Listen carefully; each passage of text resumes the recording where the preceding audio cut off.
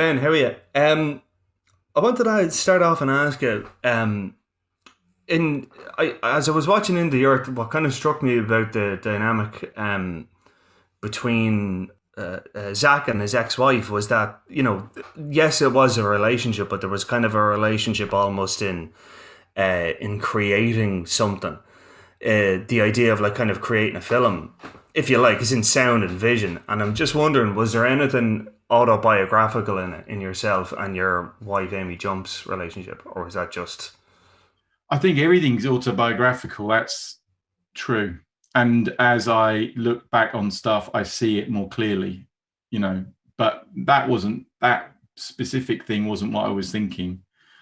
But there definitely is a layer, when you make stuff, there's a layer of things that you're hoping people will find that you put in very specifically. And that's part of the structure of it. But then there's a whole load of other stuff that you are, because you're making something, that you're revealing yourself in a way that you didn't think you would do, And I certainly think that's true of, I was really surprised about, the talking cure, when you go to see a psychiatrist, and it's just, I always thought, oh God, they're going to ask me loads of really clever questions, but really what it is like, given enough time, you just spill your guts and you just don't even know that you're doing it, which is the same problem with interviews. Eventually you will just reveal yourself stupidly, which is why this is even more dangerous, because people actually write it down and print it, or broadcast it. So I think that, yes, I can see why you say that, and possibly yes, but no, I haven't got an answer for it yet because I haven't processed it myself. Yeah, because well, I mean, the other expression is you give somebody enough rope and they'll hang themselves. But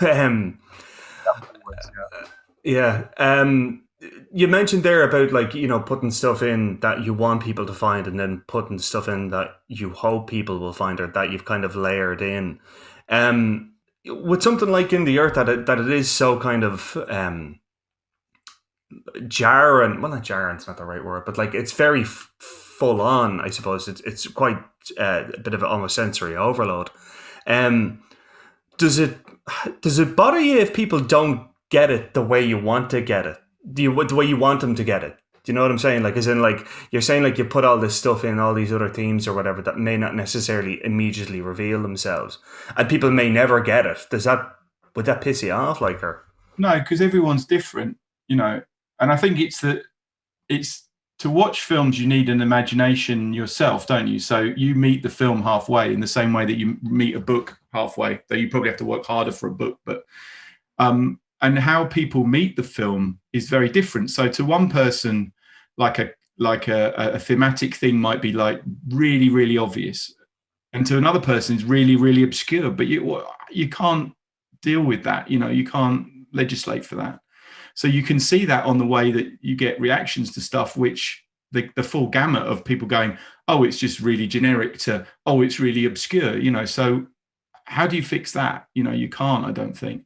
And over time, people come to it in different ways. I mean, I found it recently. I was watching I'm watching a load of films I didn't like that much when I watched them the first time. And then I realized, and then watched them and liked them. And I was thinking, why is that? Have I changed that much as a person? But really what it is I feel is that when you're watching something and you're arguing with the screen in your head as you're watching it, if it doesn't go the way that you want it to go, then you get cross with the film.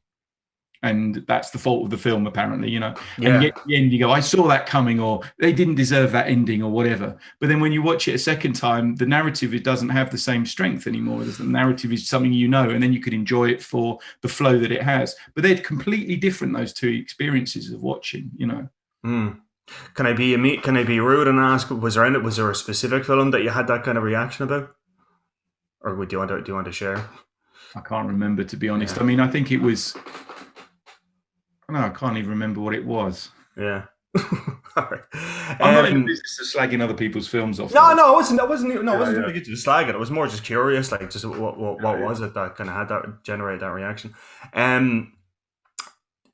Filming this in lockdown. I mean, it's because, like, the pandemic kind of informs. Well, a pandemic, and not the pandemic, but it informs a lot of the story. I'm just wondering if. Say, for example, if the pandemic suddenly was gone in the morning and you were about to start shooting on this, do you think you would have adapted the script in any way? Do you think you would have changed it in any way if it wasn't a factor in the actual making of it? No, because it was made about it was written in the moment that it was written, so it doesn't matter. I mean, it wasn't going to disappear straight away, and even if it had, we'd have still lived through all that experience up until that point. Yeah. I mean, and it's not. I've made films like that before, which have a kind of a time sensitiveness to them. It's like Colin Burstead's like that. But I think that you have to kind of make stuff about the time that you live in. Otherwise, what are you actually talking about? How do you process it? Like, yeah, I mean, and also you're talking to an audience that's lived through that thing, so they understand what it is in a way. They understand that context in a way that, you could also equally make a film that doesn't reference anything that's happened for the audience that don't want to even think about what's happened, which is would be another thing, But with that, I don't know how honest that would be, Yeah. Did were there any? I mean, as I was watching it, like I kind of felt there was a sort of a companionship with A Field in England and with Kill List as well. But I suppose, I mean, was that on your mind when you were writing and making it, or was it a case of if this just happens to look like it, it happens to look like it? No, it was. They were linked in a way. I mean, I think they're companion pieces, and they're talking to each other. They talk across the films to a degree, so there is communication there. And it's kind of, some of it's just mulling over Field in England, and in a way, Free Fire is similar to Field in England as well. If you look at the actual actions of what it is. How's Free Fire and A Field in England? Yeah, as in like what? It's just like people trapped and going crazy kind of thing. Well, it's trapped in a space, isn't it? Yeah. And true. They can't get out, and they're in a circle. It's like a time circle, and then people are also taking drugs within that circle to kind of, that change the way that they look at the perspective of it. But it's basically the procedural gunfight thing of Free Fire is not dissimilar to the procedural musket shootout at the end of Field in England as well. So, but if you go there, and then it's Kill List and Sightseers are the same film. Yeah, I mean, definitely Sightseers and the whole sort of countryside going crazy. Rebecca and Sightseers are the same film as well, effectively. Okay, I don't know if I believe you. I think you might. Well, no, come on. I think you might be having a piss. A guy who marries a woman on holiday, takes him on holiday, and then reveals that his dark secret is that he murders people. Yeah, fuck yeah, it is. Yeah, shit. No, that you say it. Yeah, fuck. All right, okay. So not on purpose, obviously, but it's when you this is the thing as I was saying at the beginning. It's like I was really when I thought about Sightseers and Free Fire, I was like, and Kill List, I was like, oh Christ, they really are similar, and I was nowhere near seeing that when I was making it.